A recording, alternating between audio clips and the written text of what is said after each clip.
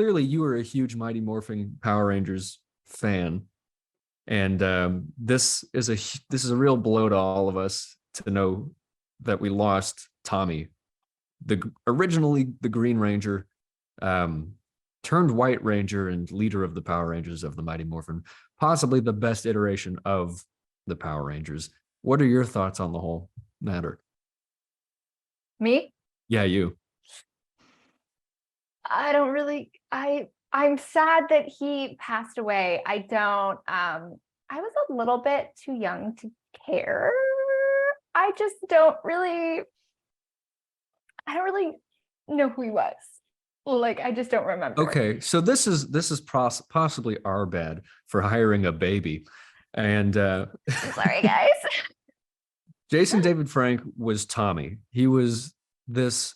The story of the Power Rangers with him was the villains of the show had synthesized all of the materials to make their own evil Power Ranger, and he was this evil green Power Ranger that was supposed to defeat all the other ones.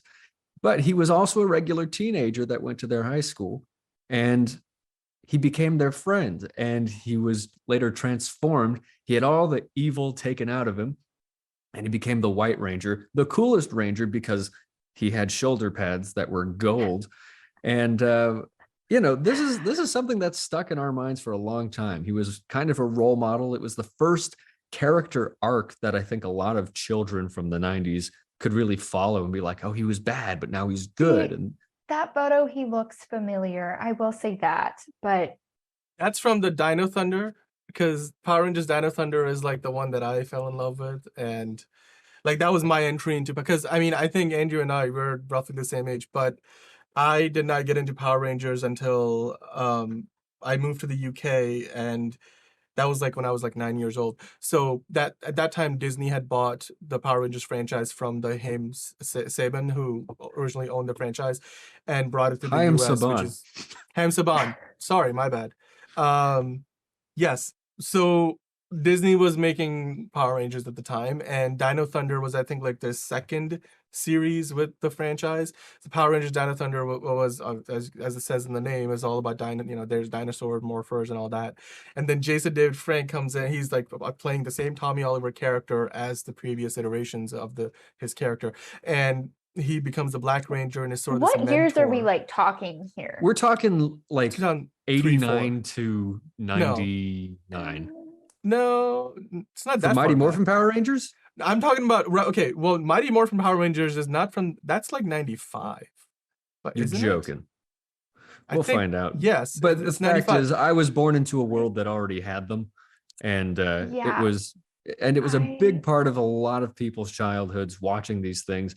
And I've met people later in life who ended up playing Power Rangers, and just so you know, it's a little bit of a death sentence to play one as a career move, because one of my friends has actually auditioned for the same Power Ranger like 10 times, always makes it to the last round, and I'm kind of just like, I think maybe it's a good thing.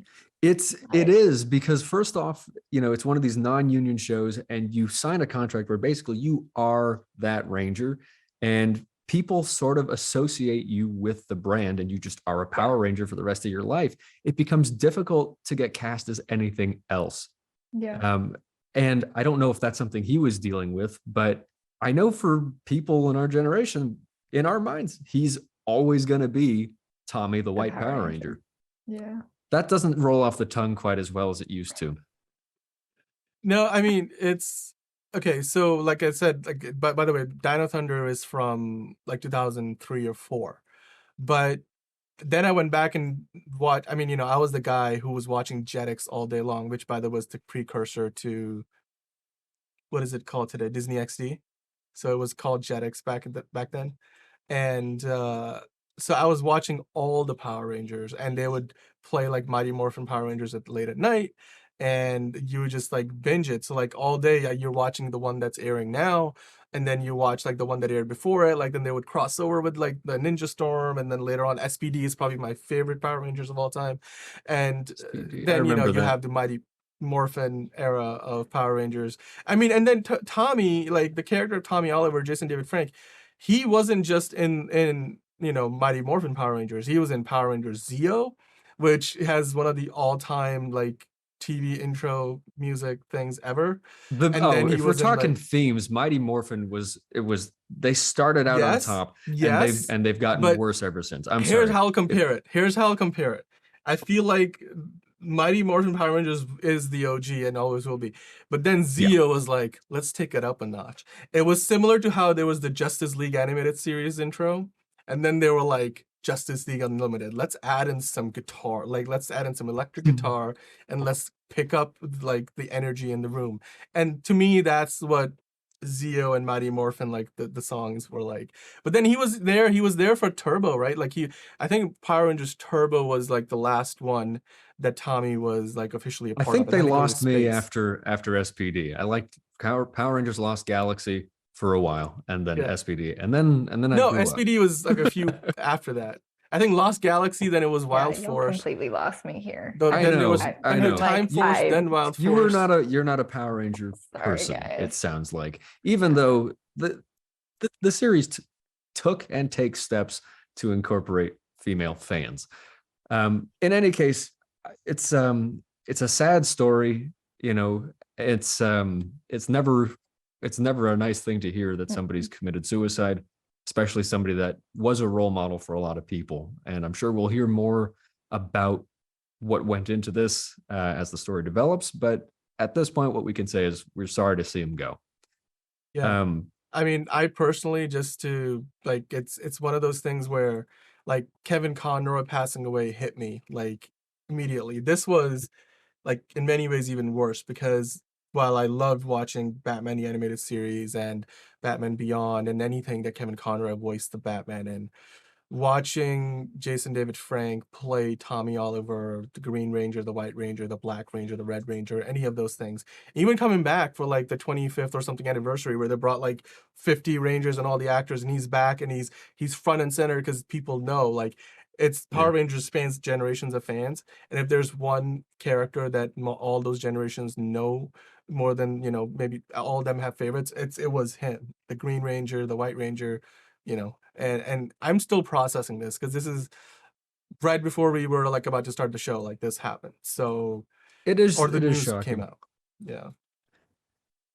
There's really no tell us what you remember about him, what you liked about him. And in the meantime, I hate to put a plug right after this. Be part of the conversation.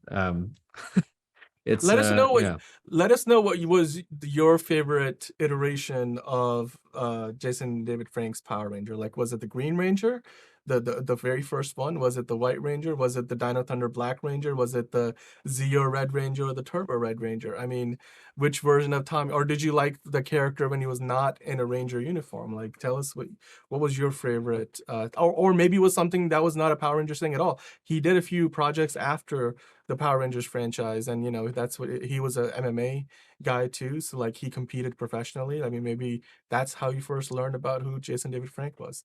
So yeah, tell us what you remember him by.